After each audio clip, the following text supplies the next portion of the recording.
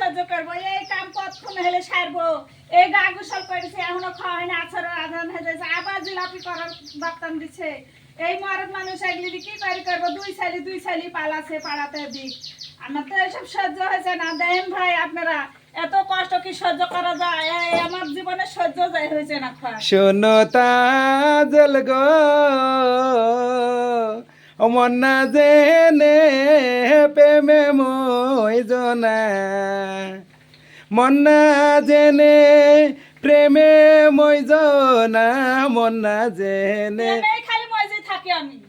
তুই ভাতার ধরিস লোকে তো কাজ করবি না তো ভাতার ধরিস লোকে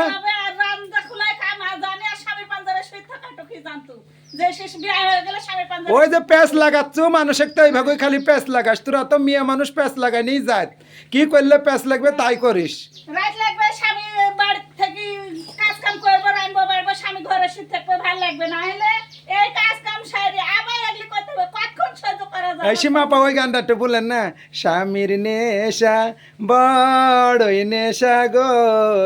ঘুমাসে নাই আমার চোখে আমারও বইয়ের কথা মনে হইলে গো দুই চোখের জল পড়ে টপ টপাইয়া আপনি এগুলি কি ভাবছেন ছানার জিলাপি